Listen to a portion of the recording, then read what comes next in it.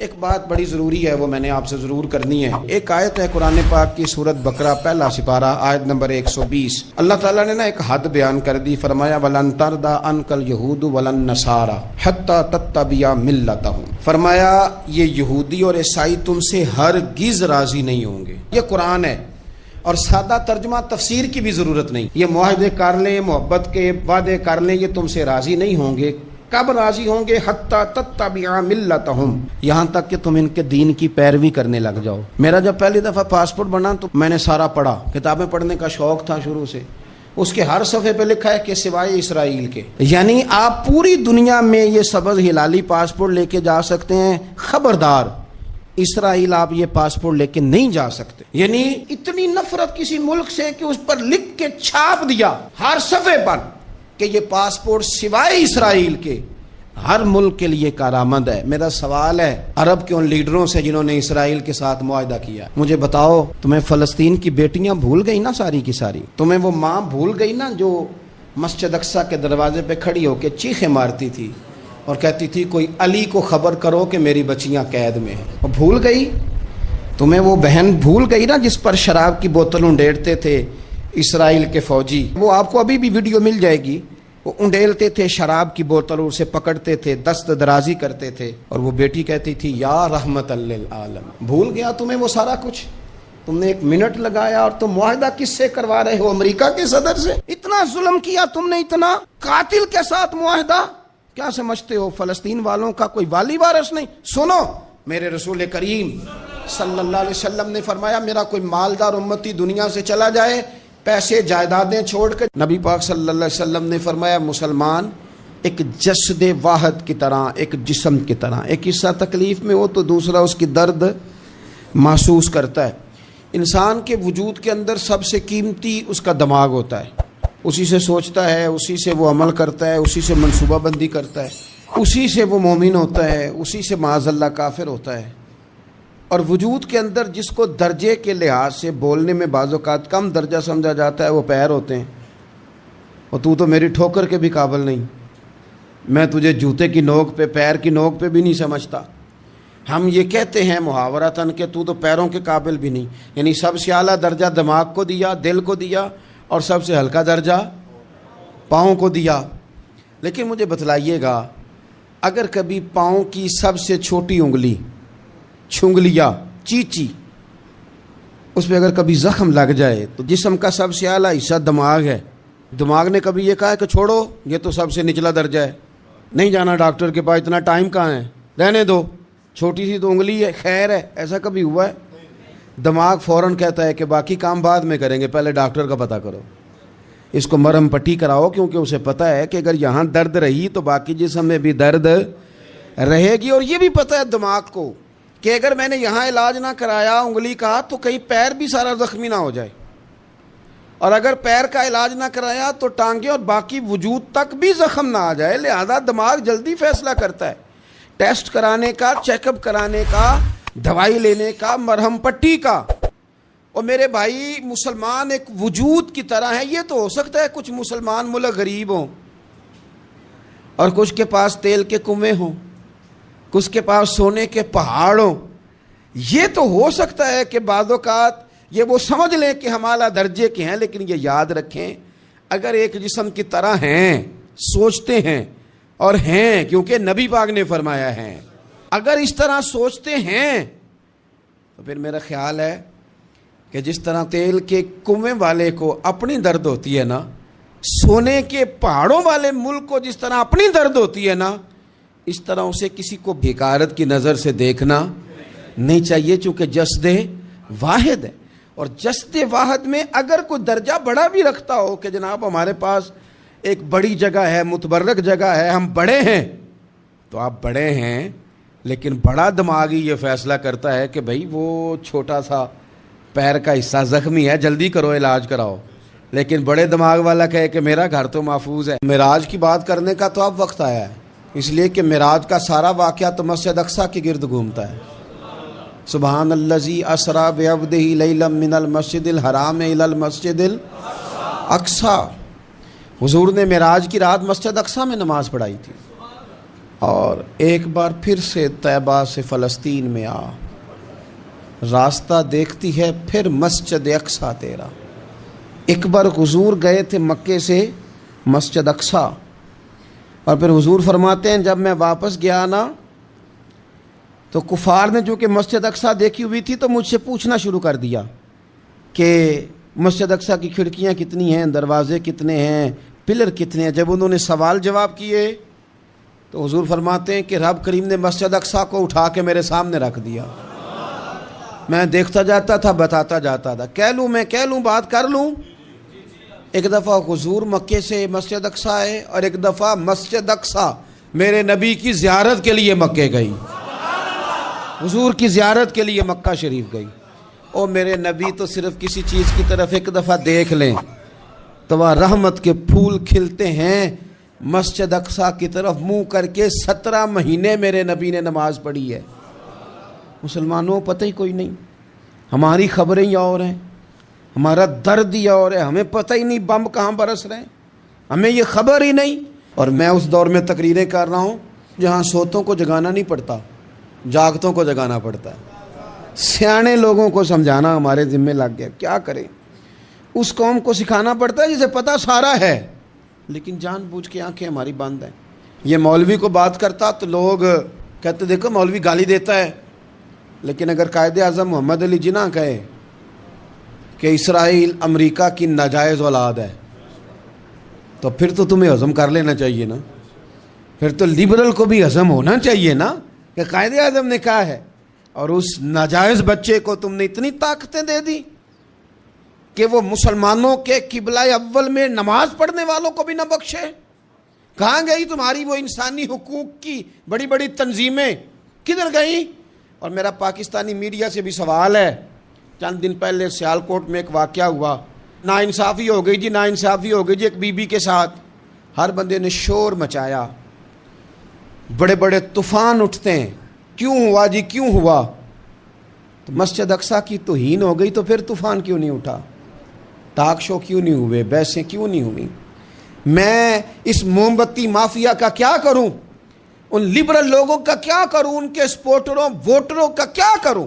ان سیاسی جماعتوں کے کارکنوں کو کیا نام دوں کہ جو ان فضول بحثوں میں تو وقت ضائع کرتے ہیں، اور وہ مسجد اقصیٰ جس کے بارے میں میرے نبی پاک صلی اللہ علیہ وسلم سے ایک صحابیہ نے پوچھا تھا، یا رسول اللہ مسجد اقصیٰ میں نماز پڑھنا کتنا کو بہتر ہے باقی نمازوں کے مقابلے میں؟ تو حضور نے فرمایا 1000 گنا بہتر ہے۔ بی بی عرض کرنے لگی سونیا میں جا تو نہیں سکتی، دل بڑا کرتا ہے۔ تو حضور نے فرمایا جا نہیں سکتی تو وہاں تیل ہی بھجوا دے، جس میں حاضری لگوانے کی حضور بات کریں جس مسجد میں۔ اور نبی پاک علیہ السلام نے فرمایا خاص کر کے سفر کرنا ہوا تو 3 مسجدوں کے لیے کرنا، ایک مسجد حرام بیت اللہ کے لیے، ایک مسجد نبوی کے لیے، اور تیسرا مسجد اقصیٰ کے لیے۔ بیت المقدس مسجد اقصیٰ معمولی جگہ نہیں، حضور نے فرمایا 3 سفر کرو تو سمجھنا ہم عبادت کر رہے ہیں۔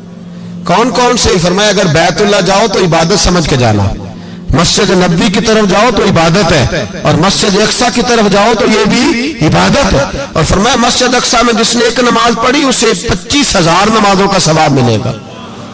اور میرے رسول پاک نے یہ وہ مسجد ہے جس کے ساتھ معراج شریف جڑا ہوا ہے۔ قرآن پاک نے کہا کہ اس مسجد میں سبحان اللہ اسریٰ بعبدہ لیلا من المسجد الحرام الی المسجد الاقصیٰ۔ مسلمانوں قرآن کہتا ہے کہ تمہارے معراج کی شان رسول پاک کی مسجد اقصیٰ سے جڑی ہے۔ جس محبوب کو رب معراج کرائے تو مسجد اقصیٰ میں لا کے کرائے۔ وہ جگہ معمولی جگہ ہے، وہ معمولی جگہ ہے مسجد اقصیٰ۔ نبی پاک نے وہاں نبیوں کی امامت کرائی، 17 مہینے اس مسجد کی طرف منہ کر کے تیرے اور میرے رسول نے نمازیں پڑھی۔ چھوٹی جگہ ہے، اور پوری دنیا کا مسلمان اسے چاہیے شرم سے گڑ جائے۔ ایک امریکہ کا صدر بول کے کہتا ہے کہ اسرائیل کو اجازت ہے اسے دارالحکومت بنائے، اور مسلمان حکمران بیان دے رہے ہیں ظالموں لٹیروں تم اپنی سیاستیں چمکانے کے لیے پہلے ایک دوسرے کو گالیاں دیتے ہو، پھر اکٹھے بیٹھ جاتے ہو نمبرنگ کرنے کے لیے۔ تم دین کے اس مسئلے میں سارے اکٹھے کیوں نہیں بیٹھے؟ سارے پاکستان کے سیاستدانوں کو، علماء اور مشائخ کو چاہیے تھا ایک پیج پہ اکٹھے ہوتے، اکٹھے بیٹھ کے ایک بیان ہی دے دیتے، ایک بات ہی کر دیتے. پھر میرا سلوٹ ہے ترکی کے صدر کو، پھر میرا سلوٹ ہے ترکی کے صدر کو. اس نے بہت عرصہ پہلے کہا تھا مسجد اقصی میری خواب میں آئی تھی اور رو کے کہتی تھی آئے مجھے کوئی صلاح الدین ایوبی کا ماننے والا، کوئی آئے مجھے بچائے. کہتے میری خواب میں آئی تھی اور روتی تھی، کہتی تھی کوئی آئے. اور ایک شاعر نے کہا ہے مسجد اقصی نبی پاک کو بھی بلاتی ہے، کہتی ہے ایک بار پھر طیبہ فلسطین میں آ، راستہ دیکھتی ہے پھر مسجد اقصی تیرا، ایک بار پھر سے طیبہ سے فلسطین میں آ، راستہ دیکھتی ہے پھر مسجد اقصی تیرا. کوئی بولا ہے نہیں اتنا مقدس مقام، چھوٹے چھوٹے بیانوں کہیں اکٹھے ہو جاؤ، میں بتاتا ہوں تمہیں مسئلے کا حل کیا ہے. میں بتاتا ہوں دو کام کرو. ایک کام وہ کرو جو حضرت سلمان فارسی نے کیا تھا، سنو سنو حل سنو مسئلے کا. میں چھوٹا آدمی ہوں پر حل سنو مسئلے کا. زندگی میں ایک کام مسلمان کر لے، جٹ بن کے، بھٹ بن کے، رائی بن کے، پاکستانی، مصری، سعودی بن کے بڑا جی لیا. ایک کام وہ کرے جو حضرت سلمان نے کیا تھا. جب ایک کافر نے پوچھا آپ کا نام کیا ہے تو فرمایا میرا نام اسلام ہے. بولیے سارے میرا نام. کہا تمہارے باپ کا نام؟ فرمایا اسلام. دادا کا نام؟ کا اسلام. پردادا کا نام؟ بازو تیرا توحید کی قوت سے کمی ہے، اسلام تیرا دیش ہے تو مصطفی ہے. ایک کام وہ کرو جو حضرت سلمان نے کیا تھا. کافر جب پوچھے تو کہو ہم سارے اسلام ہیں. ہم سارے کیا ہیں؟ ہم پہلے مسلمان ہیں، باقی بعد میں کچھ اور چیز. دوسرا کام وہ کرو جو حضرت امیر معاویہ نے کیا تھا. سن لو یہ حال ہے اس مسئلے کا. سنو حضرت مولا علی شیر خدا رضی اللہ تعالیٰ عنہ اور جناب امیر معاویہ کی جنگ ہو رہی تھی، لڑائیاں ہو رہی تھی، اختلافات تھے، فوجیں بیٹھی تھی. حضرت مولا علی اور جناب امیر معاویہ کی جنگ ہو رہی تھی تو روم کے بادشاہ نے، عیسائی بادشاہ نے حضرت علی کو خط لکھا کہ میں تیرے اوپر حملہ کرنے والا ہوں. خط لکھا نا حضرت علی کو، تو جواب حضرت امیر معاویہ نے دیا. چاہیے تھا نا مولا علی جواب دیتے. حضرت امیر معاویہ بولے اور بول کے کہنے لگے اور روم کے کتے ہم گھر میں جتنا مرضی لڑے، یہ نہ سمجھنا تو علی پہ حملہ کرے گا تو میں تماشا دیکھوں گا. فرمایا تو علی پہ حملہ کر تو صحیح، علی سپہ سالار ہوگا اور امیر معاویہ اس کا سپاہی ہوگا. گھر میں جتنا مرضی لڑے پر رسول اللہ کے نام پہ ہم اکٹھے ہو جایا کرتے. یہ رسول اللہ کا دین ہے، اس پہ ہم اکٹھے ہیں، یکجان ہیں.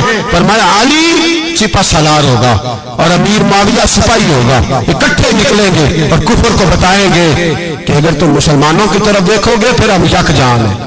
پھر ہم بولیے پھر ہم گنبد خضرا کے سائے تلے ایک ہیں، ایک ہیں، ایک تھے اور ایک رہیں گے. اس لیے یہ دو کام اگر مسلمان کرے، دو کام ٹھیک ہے، اختلاف ہو گئے، بڑا کچھ ہو گیا، لیکن ان سے کہیں کہ جب تم آؤ گے تو پھر ہمیں علیحدہ علیحدہ نہیں پاؤ گے، پھر ہمیں تم اکٹھے پاؤ گے، اکٹھے میدان میں نکلیں گے. اور کوئی اتنی لمبی چوڑی بات نہیں. میں کیا کروں، میرا تو آئیڈیل بنتا جا رہا ہے طیب اردگان. عجیب بات ہے نا کہ اس کے پاس ایٹمی طاقت آپ سے کمزور ہے، آپ کی تگڑی ہے. اس کے پاس جو فوجی طاقتیں ہیں وہ اپنی جگہ پر، آپ کی فوجی طاقتوں کا لوہا مانتی ہے دنیا. لیکن پھر مجھے کہنے دو نا، میدان میں بندہ ایٹمی طاقت سے نہیں لڑتا، ایمان کی قوت سے لڑتا ہے. اور بول اٹھا ہے نا، کیا کر لیا اس نے اپنی پارلیمنٹ سے خطاب کیا ہے، مطالبہ ہے، علماء سے گزارش ہے، مشائخ سے گزارش ہے، ہر مکتبہ فکر کے آدمی سے گزارش ہے، علماء اور سیاستدانوں سے اپیل ہے کہ پارلیمنٹ کا مشترکہ اجلاس بلائیں.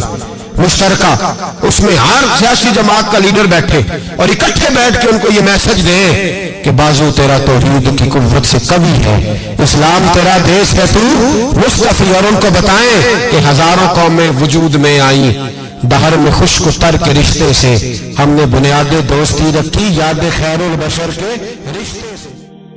مسلمان نہیں ہوتا. صلاح الدین ایوبی اپنے خیمے میں بیٹھے ہیں تو ایک بی بی آ گئی، اس قبیلے کا کوئی شخص مسلمان نہیں ہوتا. بی بی آئی، آگے کہنے لگی میرے 4 بیٹے جنگ میں کھو گئے، چھوٹے چھوٹے بچے. جنگ میں کھو گیا مل نہیں رہے، فوجیوں کو حکم دے مجھے میرے بچے تلاش کر کے دیں۔ صلاح الدین ایوبی نے جھٹ پر سر پہ امامہ باندھا، نیزہ پکڑا، سینے بند باندھا، اپنے جبے کو سمیٹا اور باہر کہنے لگی تو کدھر جا رہا ہے؟ کہنے لگا میں خود تیرے بچے تلاش کر کے دوں گا۔ صلاح الدین چند سپاہی ساتھ میں گلی گلی نکلے، گلی گلی فجر کے نکلے، اثر ہو گئی، تھک گئے، 2 نمازیں صحرا میں پڑھی، جنگل کے اندر پہنچے تو ایک کونے میں 4 بچے ایک جگہ ڈرے اور سہمے ہوئے بیٹھے ملے۔ صلاح الدین ایوبی اٹھا کے لائے، ماں کو کہنے لگے تیرے بچے ہیں۔ نکلا اس لیے تھا کہ میرے نبی نے فرمایا بچے جدا ہوں تو ماں کو درد بڑا ہوتا ہے، اور میرے رسول نے فرمایا تھا جب جنگ کرنے جاؤ تو کھیت برباد نہ کرنا، فصلیں تباہ نہ کرنا، بچوں کو ماں سے جدا نہ کرنا۔ فرمایا میں سوچ رہا تھا تیرے بچے کہیں میری وجہ سے جدا ہو گئے تو مصطفیٰ کو جواب کیا دینا۔ فرمایا تیرے بچے ڈھونڈ کے لایا ہوں۔ بچے ماں کے پاس آنے لگے تو ماں نے بڑے بیٹے کے منہ پہ تھپڑ مارا۔ کہتا ہے اماں کیا ہوا؟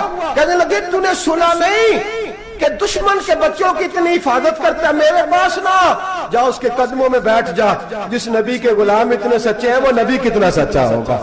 بنو قریظہ اور بنو نذیر 2 محلے تھے یہودیوں کے۔ یہودیوں نے بڑی عہد شکنی کی تو نبی پاک صلی اللہ علیہ وسلم نے ان کو بے دخل کر دیا، مدینے سے نکال دیا، مدینہ منورہ سے۔ یہودی نکل گئے مدینہ طیبہ سے، تو جب وہ نکل کے جا رہے تھے تو ان کے مکان، ان کے باغ، ان کی جائیدادیں بچ گئیں۔ نبی پاک علیہ السلام نے انصار مدینہ کو پہلے بلایا، جاگ رہے ہیں نا آپ لوگ؟ پیسے آتے کسی کو برے لگتے ہیں؟ اب تو یہ بھی حلال حرام کی تمیز بھی اٹھتی جا رہی ہے۔ جائیداد، باغ، مال، علاقہ خالی ہوا ہے، وہ چلے گئے اور لوگ تو ڈھونڈتے پھرتے ہیں۔ اللہ خیر فرمائے، شاملہ جگہ ملتی نہیں اب شہروں میں، وہ کس کس نے نام کرا لیا، کدھر گئی ہے کوئی خبر ہی نہیں، خالی جگہ پڑی ہے۔ میرے نبی پاک علیہ السلام نے پہلے انصار مدینہ کو بلایا۔ حضور نے فرمایا انصاریوں بہت بڑی جائیدادیں یہودیوں کی، بنو نذیر اور بنو قریظہ محلے خالی ہو گئے، میرا دل کرتا ہے وہ تمہیں دے دوں، اس لیے کہ تم نے اپنے مہاجر بھائیوں کے ساتھ بڑا تعاون کیا، جائیدادیں تم نے دے دی ہیں، مکانات دے دیے ہیں، بڑا کچھ تم نے دیا ہے، میرا دل کرتا ہے وہ تمہارے نام کر دوں۔ تو انصار مدینہ کیا کہنے لگے یا رسول اللہ دے تو ہم نے دیا ہے پر وہ بیچارے جھچکتے ہی رہتے ہیں، وہ جھچکتے ہی رہتے ہیں، کھل کے ہماری چیزیں استعمال نہیں کرتے۔ تو حضور ہم تو پہلے ہی انصار ہیں، ہمارے پاس بڑا کچھ ہے، آپ مہربانی فرمائیں وہ سارا کچھ مہاجروں کو دے دے مہاجرین کو، ہمیں نہیں چاہیے۔ اب چلے گئے بات کر کے، میرے حبیب پاک نے مہاجروں کو بلا لیا، فرمایا بنو نذیر اور بنو قریظہ قبیلے کی جائیدادیں آئی ہیں، تمہارے پاس بظاہر جو چیزیں ہیں بھی وہ بھی انصار مدینہ کی ہیں، تو میرا یہ خیال ہے کہ وہ سارا کچھ تمہیں دے دیا جائے۔ ابو بکر صدیق رضی اللہ تعالیٰ عنہ کہنے لگے یا رسول اللہ صلی اللہ علیہ وسلم ہمارے انصار بھائیوں نے ہمارے لیے دل تک کھول دیے ہیں، حضور انہوں نے ہر چیز بانٹ کے ہمارے سامنے رکھ دی ہے، ہم اتنے خرد غرض ہیں کہ سارا کچھ لپیٹ جائیں۔ کہا حضور ہمارے پاس جو مکان ہے وہ ہے، ہم کاروبار کر رہے ہیں، تجارتیں کر رہے ہیں، مزدوریاں کر رہے ہیں، ہم انشاءاللہ اور بنا دیں گے، آپ یہ ہماری طرف سے ہمارے انصار بھائیوں کو گفٹ کر دیں، آپ انہیں دے دیں۔ میرے حبیب کی آنکھوں میں آنسو آ گئے، میرے نبی پاک علیہ السلام رو پڑے، یا رسول اللہ آپ کیوں روتے ہیں؟ فرمایا تمہارا یہ بھائی چارہ قائم رہا تو اللہ اسلام کو بڑی قوتیں عطا فرمائے گا، اللہ طاقتیں دے گا اسلام کو، اگر تمہارا یہ رنگ قائم رہا، یہ انداز، میرے غلاموں تمہارے یہ طور طریقے، ایک بھائی کہتا ہے دوسرے کو، دوسرا کہتا ہے تیسرے کو۔ مسلمانوں کی نا ایک تعداد لڑتے لڑتے لڑتے لڑتے دور چلے گئی، تاتاریوں نے قید کر لیا، 4 مسلمان تھے، تبلیغ کرنے گئے، جنگ کرنے گئے، جہاد کرتے کرتے کافروں سے لڑتے لڑتے تاتاری قوم میں چلے گئے، وہاں قید کر لیے گئے تو سزائے موت کا حکم ہوا، 4 بزرگ تھے، سزائے موت کا حکم ہوا تو تاتاری بادشاہ جو تھا وہ بڑا خلاف تھا، بڑا سخت مخالف تھا مسلمانوں کے، اس نے کہا کہ ان کو جب پھانسی دینا نا مسلمانوں کو تو میرے سامنے دینا۔ اب 4 عالم ہیں، 4 صوفی ہیں، سفید داڑیاں، سر پہ امامے، پھانسی کا وقت آیا تو جو پھانسی گھاٹ ہے وہ ایک ہے، چاروں کو کٹھے پھانسی نہیں ہو سکتی، ایک کو کہا کہ ایک ایک کر کے ان کو پھانسی دو۔ جب پھانسی کا وقت آیا نا تو جو سب سے پیچھے صوفی تھے وہ دوڑ کے آگے آئے، کہنے لگے بادشاہ پہلی باری میری لگا۔ پہلی. اب بادشاہ نے کہا ٹھیک ہے اسے لٹکا دو. وہ قریب آئے تو دوسرے دوڑ آئے, کہنے لگے نہیں نہیں پہلی باری میں نے زیادہ کافر قتل کیے, میرا بڑا جرم ہے, مجھے پہلے سزا دو. ان کو پھانسی دینے لگے تو تیسرے آ گئے, کہنے لگے نہیں یہ تو میرا قتل کرتا تھا, رستے میں بتایا کرتا تھا, ڈھونڈ کے میں بتلاتا تھا کہ یہاں زیادہ تعداد ہے, مجھے پہلے پھانسی دو.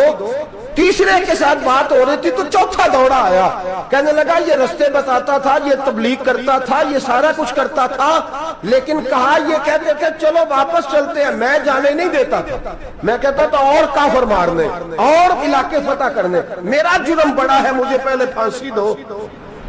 بادشاہ کہنے لگا مجھے 35 سال ہو گئے حکومت کرتے, بڑی دنیا کو پھانسی دی ہے, لوگ تو ایک دوسرے کو دھکے دیتے ہیں کہ پہلے تو جا پہلے تو جا, اور تم کیسی قوم ہو کہ ایک دوسرے پہ قربان ہو رہے ہو.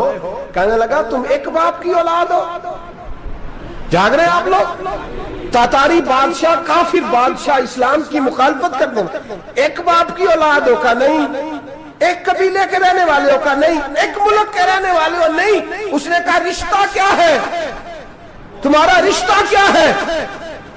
تو بول کے کہنے لگے خدا ایک ہے نبی ایک ہے, خدا ایک ہے اور نبی منفرد ایک ہے, اس قوم کی نقصان بھی ایک ہی سب کا نبی, اللہ بھی قرآن بھی ایک. کیا ہی اچھا تھا ہوتے اگر مسلمان بھی ایک, یوں تو سید بھی ہو, مرزا بھی ہو, افغان بھی ہو, تم سبھی کچھ ہو, بتاؤ کہ مسلمان بھی ہو. فرمایا ہمارا اللہ ایک ہے, نبی ایک ہے. تو کہا پھر ایک دوسرے پہ جان کیوں دیتے ہو؟ فرمایا ہمارے نبی نے ہمیں بھائی بھائی بنا دیا ہے, بھائی کا دل نہیں کرتا اس کی آنکھوں کے سامنے بھائی چلا جائے, ہمارا دل نہیں کرتا پہلے مجھے دے پہلے مجھے دے. بادشاہ کہنے لگا تمہارا جذبہ مجھے متاثر کر گیا, جاؤ میں تم چاروں کو آزاد کرتا ہوں, تمہیں آزاد کرتا ہوں. میرے دوستو یہ رنگ تھا, دیکھیں نا, یہ اس دھرتی نے نظام دیکھا ہے نا, اس فلک نے پہلی بار دیکھا, اس زمین نے پہلی بار. اور میرے حضرت صاحب فرمایا کرتے تھے زمین تڑپ کے روئی, اس نے پہلی دفعہ دیکھا. احد کا میدان ہے, 3 صحابہ تپتی ہوئی زمین پہ زخموں سے چور چور پڑے ہیں. حضرت انس بن نضر رضی اللہ تعالیٰ عنہ پانی کا پیالہ لے کے پہنچے, ایک زخمی سے کہا تجھے پانی پلانا ہے, تو کہنے لگا میرے زخم تھوڑے ہیں, وہ جو ساتھ پڑا اس کے زخم گہرے ہیں, پہلے اسے پانی پلا دے, جا اسے دے دے. اس کے پاس پہنچے تو وہ کہنے لگا وہ مجھ سے پہلے گرا تھا, اس کا زخم زیادہ گہرا ہے, اسے پانی پلا. تیسرے کے پاس گئے تو کہنے لگا چوتھا تڑپ زیادہ رہا ہے, اس کی عمر زیادہ ہے, میں تو جوان ہوں برداشت کر لوں, بڑھاپے کی وجہ سے نڈھال ہو گیا, پہلے اسے پانی پلا. چوتھا کہنے لگا 5ویں کے پاس جا, 5واں کہنے لگا 6ٹھے کے پاس جا. حضرت انس بن نضر کہتے میں رو پڑا, میں نے کہا محمد کے غلاموں, رسول نے تمہیں کیسا جذبہ دے دیا ہے, زبانیں پیاس سے باہر ہے لیکن تمہاری اخوت مرتے دم تک قائم ہے. کہتے میں 7ویں کے پاس گیا تو کہنے لگا اگر 6 قربانی دے سکتے ہیں تو مجھے خود غرض نہ سمجھ, میں نے نہیں پانی پینا, جا پہلے کے پاس لے جا. کہتے میں پہلے کے پاس آیا تو روح پرواز کر گئی, دوسرے کے پاس آیا تو روح پرواز کر گئی, میں 7ویں تک آیا تو انتقال کر گئے. کہتے ہیں پانی کا پیالہ میں نے اٹھایا اور میں نے زمین پہ رکھا تو میں نے کہا پانی گوا رہنا, محمد کے غلام مر تو جاتے ہیں پر ایک دوسرے کا خیال بڑا رکھا کرتے ہیں, گوا رہنا یہ مر جایا کرتے لیکن ایک دوسرے کا درد. میرے دوستو لٹا ہوا برما, روتے ہوئے مسلمان, سسکیاں اور آہیں لیتی ہوئی مائیں پوچھتی ہیں اے خاصا اے خاصان رسول, وقت دعا ہے, امت پہ تیری آ کے عجب وقت پڑا ہے. وہ دین جو بڑی شان سے نکلا تھا وطن سے, پردیس میں وہ دین آج غریب الغربا ہے. فریاد ہے اے کشتی امت کے نگہباں, بیڑا یہ تباہی کے قریب آن لگا ہے. اور کیا خوبصورت جملے کہے تھے کہ نبی پاک صلی اللہ علیہ وسلم نے, حضور نے فرمایا تھا میرا مومن ایک جان کی طرح ہوتا ہے, ایک جان کی طرح ہوتا ہے. ایک کو تکلیف ہو جسم کے ایک حصے کو, سارا حصہ پریشان ہوتا ہے. فرمایا یہ ایک مکان کی طرح ہے, ایک اینٹ دوسری اینٹ کو مضبوط کرتی ہے. فرمایا یہ مضبوط لوگ ہیں, یہ مضبوط لوگ. حضرت عمر فاروق کا زمانہ ہے, ایک آدمی نے سیری بھیج دی ایک گھر میں بطور تحفہ, قحط کا زمانہ تھا, گوشت ملتا نہیں تھا, جانور. ایک آدمی نے سیری بھیج دی ایک آدمی کے گھر میں. اس نے کیا کیا, اس نے اپنی بیوی سے کہا ہماری تو خیر ہے, ساتھ والا پڑوسی زیادہ غریب ہے، ادھر نہ بھیج دے، یہاں گندم امیر شہر کی ہوتی رہی خراب اور بچی کسی فقیر کی فاقوں سے مر گئی، کہا ساتھ والے پڑوسی کے گھر سے میں کئی دنوں سے بھوک کی آوازیں، وہاں بھیج دے۔ اس کے گھر گئی تو اس کی بیوی شوہر کو مشورہ دیتی ہے، کہتی ہے میرے بچے تو دلیر ہے، ساتھ والے کے چھوٹے ہیں، وہ گزارا نہیں، ادھر نہ بھیج دیں۔ ادھر گئی، ایک روایت ہے 7 گھر، ایک روایت ہے 21 گھر، 21 گھروں میں گھومتی ہوئی وہ شریف پھر پہلے کے گھر میں آ گئی، اور پہلا صحابی کہنے لگا صرف تو نے ہی محمد کا کلمہ نہیں پڑھا، باقی 20 نے بھی پڑھا ہوا ہے، صرف تو نے ہی رسول اللہ سے یہ درس نہیں لیا، باقیوں نے بھی لیا ہے، اور صرف تیرے اندر ہی جذبہ اظہار نہیں، تو ہی صرف مسلمانوں سے پیار نہیں کرتی، سارے ہی پیار کرتے ہیں۔ وہ شریف پھر آ گئی، اب کیا کرنا ہے، اب کیا کرنا ہے؟ تو امام نبوی نے لکھا ہے، وہ کہنے لگی کرنا کیا ہے، پکاؤں گی میں اور کھائیں گے 21 گھر، پھر بھی اکیلے نہیں کھائیں گے، پکاؤں گی میں اور کھائیں گے 21 گھروں کے مطابق شوربہ پکا، اور پھر برتن میں ڈال کے وہ بی بی ایک گھر کا دروازہ کھٹکھٹاتی ہے، کہتی ہے مصطفیٰ کے غلاموں نکلو باہر اور کھاؤ، اس لیے کہ جس نبی نے مجھے پیار کا حکم دیا اسی نے تمہیں بھی پیار کرنا سکھایا ہے، یہ رنگ چشم فلک نے سکھایا ہے۔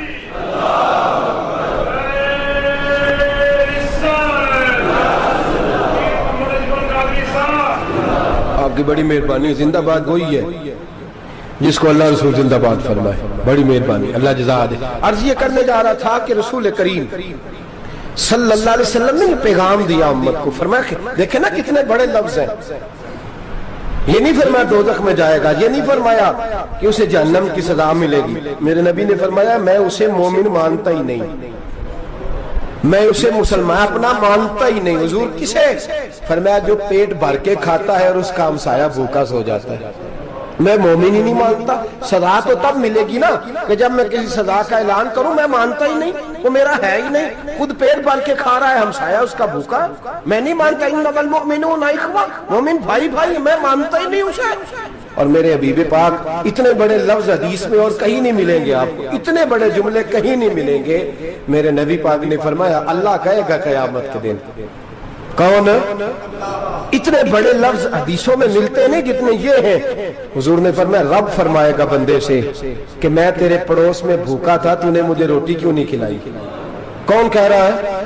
اللہ کہہ، میں بھوکا تھا تو نے روٹی نہیں دی، میں ننگا تھا تو نے کپڑا نہیں دیا، میں پیاسا تھا تو نے پانی نہیں پلایا، میں بیمار تھا تو تیمارداری۔ یا اللہ نہ تو کھاتا ہے، نہ پیتا ہے، نہ کپڑا پہنتا ہے، نہ تو بیمار ہوتا ہے، لا تاخذہ سنۃ ولا نوم، تجھے بیماری آتی نہیں، اونگ نیند نہیں آتی، میرے مالک تو میرے پڑوس میں تھا۔ تو حضور فرماتے ہیں رب فرمائے گا وہ جو بندہ تیرے پڑوس میں بھوکا تھا تو بندہ تو میرا ہی تھا نا، وہ جو بندہ تیرے پڑوس میں ننگا تھا تو بندہ تو میرا ہی تھا نا، وہ جو تیرے پڑوس میں پیاسا تڑپتا رہا تو وہ میرا ہی بندہ تھا، تو دوائی لینے جائے تو بڑے اسپتال میں اور اس بیچارے کو 20 روپے پرچی کے بھی میسر نہ آئے تو میرا ہی بندہ تھا۔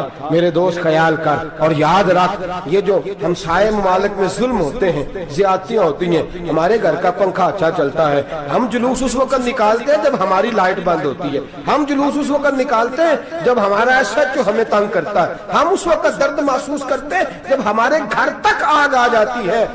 یہ جو باہر آگ جل رہی ہے یہ تیرے گھر بھی آ سکتی ہے، یہ جو باہر فساد ہو رہا ہے یہ تیرے دروازے تک آ سکتا ہے۔ میرے رسول پاک نے ایک جان، مسلمان کو ایک جان قرار دیا۔ مجھے بتائیے انگلی کو کٹ لگ جائے، مسلمان ایک جان ہے نا، انگلی کو لگ جائے کٹ، دماغ کہتا ہے میں نے نہیں سوچنا اس کے بارے میں نے اس کے درد کو محسوس ہی نہیں کرنا، انگلی کی درد ہے، انگلی جانے اس کا کام جانے، ایسے ہی ہوتا ہے نا۔ بولے پیروں سے کہتے ہیں، انگلی کہتی ہے چل ڈاکٹر کے پاس، پیر کہتے ہیں نہیں میں نے نہیں جانا، انگلی کا کام ہے انگلی جائے، ایسے ہی ہے نا۔ دل سے کہتے ہیں تو تڑپ تھوڑا سا، انگلی کو درد ہے، کہتے ہیں میں کیوں تڑپوں، انگلی کا ماما، انگلی جانے اس کا کام جانے۔ ٹیلی فون کرنا ہے ڈاکٹر صاحب کا پتہ کرنا ہے تو کان کہتے ہیں میں نے نہیں بات سننی ڈاکٹر صاحب کی، زبان کہتی ہے میں نے نہیں بولنا، انگلی جانے، ایسا ہوتا ہے۔ پیر احتجاج کرتے کہ میں نے ڈاکٹر کے پاس، میں کیوں چکر کھاتا پھروں ڈاکٹر کی دکان کی، انگلی کو درد ہے انگلی جانے، ایسا ہوتا ہے بھئی۔ میرے رسول پاک نے فرمایا مسلمان ایک جان ہے، تو درد برما کے مسلمانوں کو ہو رہا ہے تو پاکستانی کہہ رہے ہیں کوئی بات نہیں، وہ جانے ان کا کام جانے، ایک جان ہے نا، درد ہونا چاہیے، تکلیف ہونا چاہیے، پھٹے پہ باتیں ہوتی ہیں اس موضوع پہ۔ اسمبلی پہ گفتگو ہوئی ہے اس موضوع پہ؟ آپ کی صوبائی اسمبلیاں اس موضوع پہ بولی ہیں؟ آپ کے کونسل اس موضوع پہ بولے؟ ہم تو اپنی اپنی سیاستیں، اپنے اپنے تماشے، اپنے اپنے چکروں میں لگے ہوئے. وہ دریا کے اندر سسکتے مسلمان، بنگالی کہتے ہیں ہمارے نہیں، برمی کہتے ہیں ہمارے نہیں، پاکستانی کہتے ہیں ہمارے نہیں، ترکی کہتے ہیں وہ کس کے ہیں؟ وہ کس کے ہیں؟ وہ اللہ کے بندے ہیں، محمد عربی کے غلام ہیں صلی اللہ علیہ وسلم. لیکن میرے دوستو، کیا ہمیں کیا غرض ہے؟ وہ جانے، ان کا کام جانے.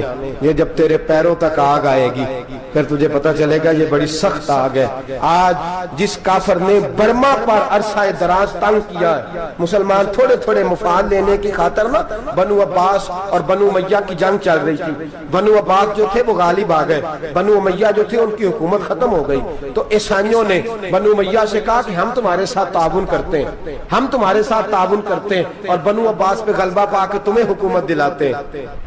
بنو امیہ بڑی جدوجہد کر رہے تھے بادشاہی کے لیے، لیکن انہوں نے کہا کہ ہم لڑ رہے ہیں، کوشش کر رہے ہیں، لیکن ہمیں کسی کافر کی مدد کی ضرورت نہیں. ہم جتنا مرضی لڑیں لیکن کافروں کے ہاتھوں بنو عباس کو مروانے کو ہم تیار نہیں ہیں. ہمیں خبردار، تمہارا آپس کا معاملہ ہے، ہم خود نمٹ لیں گے، تمہیں اجازت نہیں دیتے تم اندر کودو اور کود کر کے تم فسادات پیدا کرو اور مسلمانوں کے اندر تقسیم کرو. میرے دوستو، مسلمان کو سوچنا چاہیے، سوچ بڑی رکھنی چاہیے. گھر کی جنگ سے نکل آ، اب بہو ساس کے جھگڑے سے باہر آ جا، اب محلے کی سیاست چھوڑ کے باہر کا سوچ. اب اسلام کو تیری حاجت ہے. اب پوری دنیا جب مسلمان کو دیکھے نا، فیس بک یوز ہوتی ہے، اس پہ نوجوان جب اسلام کی بات کرنے لگے گا، اس پر جب بڑا اسلام کی بات کرنے لگے گا، پوری دنیا میں پیغام جائے گا کہ مسلمان اب جاگنے لگا ہے، مسلم خوابیدہ بیدار ہونے لگا ہے، اب اس کی آنکھیں کھلنے لگی ہیں، اب یہ اپنے مذہب کی بات کرتا ہے، اب یہ اپنے ملک سے، صوبے سے، برادری سے نکل کر بولتا ہے. اب یہ کہتا ہے کہ بازو تیرا توحید کی قوت سے قوی ہے، اسلام تیرا دیس ہے، تو مصطفی ہے. اب یہ بڑی سوچ رکھتا ہے، اب یہ عالمی بات کرتا ہے. میرے دوستو، ہمارا تو حال یہ ہے، امام اعظم ابو حنیفہ کا فتویٰ ہے، آپ فرماتے ہیں جو مولوی عالمی حالات سے باخبر نہ ہو وہ جمعے کی تقریر نہ کرے، وہ مسلمانوں کی رہنمائی نہیں کر سکتا. عالمی حالات سے جو خبردار نہ ہو، تو جس کو چھٹی ہو جائے، تو نے ختم نہیں پڑھا، دوڑ جا مسجد سے، تو ختم نہیں پڑھتا، ہمارے تجھے پتہ ہی نہیں دکان رہتا ہے، بھاگ جا. وہ عالمی حالات پہ بات کرے گا، کیونکہ بیچارے کو تو پتا میری سویرے چھٹی ہو جانی. سیاست کا لفظ چھیڑا نہیں تو میں گیا نہیں. یاد رکھے، وہ جو بیداری ہے، وہ جو اعلیٰ ظرفی ہے، وہ جو بڑی سوچ ہے، وہ جو ملت کی سوچ ہے، وہ جو قومیت کی سوچ ہے، وہ جو آگے بڑھنے کا زاویہ ہے، وہ تو اندر. اقبال کہتا ہے گلا تو گھونٹ دیا اہل مدرسہ نے تیرا، گلا تو گھونٹ دیا اہل مدرسہ نے تیرا. تجھے تو مدرسے والوں نے پلیٹ پکڑا دیا کہ جا سویرے لنگر کٹھا کر کے لا اور دوپہر کو روٹیاں مانگ کے لا اور دیکھ آج مرا کون ہے، ختم کس کا پڑھنا ہے. تو گلا تو گھونٹ دیا اہل مدرسہ نے تیرا، اب کہاں سے آئے گی صدا لا الہ الا اللہ. تو گھونٹ دیا تیرا گلا، تو کیسے بڑی بات کرے گا؟ بڑی بات کے لیے بڑی سوچ چاہیے، بڑی تگودو چاہیے، بڑی کوشش چاہیے، بڑا حوصلہ چاہیے. مسلمان چھوٹی چھوٹی لڑائی میں، چھوٹی چھوٹی جنگ میں، ایک دکاندار دوسرے دکاندار سے لڑ رہا ہے، گلی والا دوسری گلی والی سے لڑ رہا ہے، محلے والا محلوں پہ اعتراض. ایک شہر میں رہنے والے میں نے دوسرے محلے پہ اعتراض کرتے دیکھے. یقین کریں، ایک شہر میں رہنے والے، علاقے میں بسنے والے کہتے ہیں بھائی توبہ ہے اس محلے تو اللہ ہی بچائے. لا حول ولا قوت. وہ جو تقسیم در تقسیم کی سوچ ہے، اس نے چھوٹے چھوٹے ٹکڑوں میں مسلمانوں کو بانٹ دیا ہے. چھوٹی چھوٹی تقسیم ہے، چھوٹا چھوٹا ہمارا مزاج ہے، چھوٹی سوچ ہے. بڑی سوچ کی بات سنیے. صلاح الدین ایوبی، جاگ رہے ہیں نا آپ لوگ؟ تو آخر حضرت صاحب ایڈی وڈی گل چھیڑ چھڑی ہے، یہ مطلب ہی کون نہیں، کنے برما جانا ہے تو کنے مدد کرنی ہے. میں تو بھائی فریضہ سر انجام دے رہا ہوں. میرے نبی نے فرمایا برائی کو یا ہاتھ سے بدل، ہاتھ سے نہیں بدل سکتا تو زبان سے تو بولنا. تو میں معذور ہوں، کمزور آدمی ہوں، ہاتھ سے بدلنے کی طاقت نہیں رکھتا، تو دوسرے درجے پہ تو مجھے عمل کرنے دو نا. اثر کرے نہ کرے سن تو لے میری فریاد، نہیں ہے داد کا طالب یہ بندہ آزاد. رونے تو دو، تڑپنے تو دو، آہیں تو بہانے دو، سسکیاں تو لینے دو، مار کھائیے تو تڑپنے تو دو. وہ قرآن پاک برما میں پابندی لگی ہے تو میں یہاں سوچنے لگا ہوں کہ وہاں تو پابندی لگی ہے، یہاں پہلے لوگ کوئی نہیں پڑھتی. معاذ اللہ تعالیٰ حالات دن پہ دن مسلمانوں کے لیے ایک ایک کر کے. افغانستان میں جو آگ لگی تھی، پھر وہ عراق میں بھی لگی، پھر وہ لیبیا میں بھی لگی، پھر وہ مصر میں بھی لگی، پھر وہ یمن میں بھی لگی. सऊदी अरब में धमाके हुए, मेरा दिल तड़पा है, मुझे परेशानी हुई, मैं बच्चे पास थे, मैं बड़ा डिस्टर्ब हुआ। मैंने कहा यार ये हमारा सबका इजमाई अकीदत का मरकज है, हम कम से कम 1000 इख्तलाफ के बावजूद कहा करते थे कि अरब में अमन है यार, वहाँ सुकून है, वहाँ दुकानें खुली छोड़ के लोग चले जाते हैं, वहां भी फसाद होने लगा, वहां भी आग बढ़ गई है। लेकिन हम सिर्फ छोटी छोटी करके जब आग बुझाने की कोशिश करेंगे उस वक्त आग नहीं बुझेगी। जब हर आदमी अपने प्याले में पानी लेके आएगा, हर शख्स अपने घर की नल चलाएगा, हर शख्स नलका चलाएगा और पानी निकाल के ये आग बुझाएगा, तब ये आग बुझेगी। हर आदमी को किरदार सोच बड़ी करे, नजरिया बड़ा करे, मिल्लत की बात करे, मुसलमान होके सोचे, मुसलमान होके सोचे खुदारा निकले ये घर के झगड़ों से, थोड़ी देर के लिए अपने आप को बड़ा करे, बड़ी सोच आप बनाए। जब दोस्तियां लगाएं, यराने लगाएं, फिर छोटे मोटे हिसाब से बचें। बाबा बुल्ले शाह साहब फरमाते कोरे वर्क किताब नहीं हुंदे, कोरे वर्क किताब नहीं हुंदे, पत्थर दिल गुलाब नहीं हुंदे, ओ बुल्लिया यारी सोच के लाई यारा नाल हिसाब नहीं हुंदे। फिर जरा निकले इस हिसाब किताब से बाहर, बुल्लिया यारी सोच के लाई यारा नाल साहब नहीं होंगे। फिर जरा बड़ा ज़हन करे, छोड़े अपने हिसाब, यूसिरून अला अनफुसिहिम वलनबलुवन्नकुम बिशैइन मिनल खौफि वल जूइ व नक्सिन मिनल अम्वालि वल अनफुसि वस समरात। फिर हिसाब किताब से निकले, फिर इमाम अली मकाम की तरह ये सोच बनाए कि हुसैन के बच्चे चले जाए तो कोई हर्ज नहीं, उम्मत पर आंच नहीं आनी चाहिए। एक इमाम अली मकाम, कल तक इमाम मैदान में खड़े थे तो अकेले थे, लेकिन आज पूरी दुनिया कहती है हुसैन हमारा है, हुसैन हमारा। आज नजरिया इमाम अली मकाम जिंदा है, तू अकेला है तो खड़ा हो, ये ना कहा कर। छोटी सी मस्जिद है, एक कोना का खड़कावा, मौलाना तकरीर कर रहे हैं तो क्या बनेगा, एक आवाज कहीं से गूंजा करती है, फिर उसमें तासीर मेरा अल्लाह पैदा फरमा दिया करता है, फिर उसके अंदर कुव्वत मेरा रब पैदा फरमा दिया करता है, फिर अल्लाह उसमें तासीर पैदा करके 4 दांग आलम में फैला दिया करता है। सलाहुद्दीन अय्यूबी, मुसलमानों पे जुल्म हुआ, फलस्तीन में आग लगी और पूरे फलस्तीन की गलियां खून से भर गई। एक दिन के अंदर 70,000 मुसलमान कत्ल हुआ। घोड़ों से सड़कों पे चला नहीं जाता था, घोड़े फिसलते थे, इतना खून था, और कच्ची सड़कें थी, इतना खून था। पहले कच्ची जमीन ने खून पिया, फिर खून उससे बाहर आया, फिर भी इतना सख्त 70,000 आदमी कत्ल हुआ। सलाहुद्दीन अय्यूबी कौन थे? मेरे गौसे आजम जिलानी के मदरसे के तालिब इल्म थे। जामिया निजामिया मदरसा, ये मदरसे हैं जिन्होंने दीन के मुजाहिद पैदा किए, मदारस है जिन्होंने दीन के मुजाहिद पैदा करके पूरी दुनिया के अंदर फैलाए हैं। मदारस के अंदर दहशत गर्दी आई, मैं इख्तलाफ नहीं करता, लेकिन अभी भी मदरसे हैं जिन मदरसों से रसूलुल्लाह के दीन का सच्चा दर्स दिया जाता है, अमन प्यार और मोहब्बत की फिजा को आम किया जाता है वो मदारस, और इंशाअल्लाह क़यामत की सुबह तक वो मदरसे कायम रहेंगे। सलाहुद्दीन अय्यूबी मदरसे के तालिब इल्म है, मदरसे का, लेकिन मदरसा उसका था जो साथ दरवेश भी था, जो साथ अल्लाह रसूल के अहकामात मोहब्बत के साथ फैलाने वाले गौसे आजम जिलानी का मदरसा था। उस मदरसे का पढ़ने वाला तालिब इल्म, देखे ना, इल्म दीन शहीद कौन था? नाते पढ़ने वाला था ना, खत्म दिलाने वाला था। आमर चीमा शहीद कौन था? नाते पढ़ने वाला था ना। ये नाते वो चीज होती है जो दिलों के अंदर असर पैदा कर देती है, जो नबी पाक की मोहब्बत को परवान चढ़ाती है, और यही चिराग जलेगा तो रोशनी होगी। सलाहुद्दीन अय्यूबी अकेला अपने दोस्तों से कहने लगा मुसलमानों की मदद, चंद सालों में निकलो मदद करें। उन्होंने कहा तेरे निकलने से क्या होगा? कहने लगा मैंने नहीं निकलना, मेरे अल्लाह ने मेरी मदद करनी है, मेरे अल्लाह ने मेरी उठ बांध कमर, क्या डरता है फिर देख खुदा क्या करता है। और मैं मुझे निकलने दे, अल्लाह मेरी मदद करेगा। थोड़ा थोड़ा करके फौज जमा की, कोशिश की। चंद सालों के बाद उसी जगह जहां मुसलमानों का खून बहा था, अल्लाह ने इस्लाम का झंडा फिर से बुलंद कर दिया। सलाहुद्दीन अय्यूबी फातेह बन के मस्जिद अक्सा के दरवाजे पे खड़ा है। चंद साल गुजरे, ईसाइयों का अपना वो जुल्म अभी याद है, और ईसाई सारे लीडर कहते हैं तैयारी कर लो, अब हमारे बच्चे काटे जाएंगे, औरतें बेवा होंगी, गर्दनें कटेंगी, अब देखना जितना खून हमने बहाया था मुसलमान उससे दुगना बहाएंगे। सलाहुद्दीन अय्यूबी घोड़े पे खड़े हैं और पूछते हैं ओ ईसाइयों बताओ तुम्हारे साथ क्या करूं? गर्दनें झुक गईं, जवाब कोई भी नहीं। कहा तुमने 70,000 मुसलमान एक दिन में मारा था, बोलो तुम्हारे साथ क्या करूं?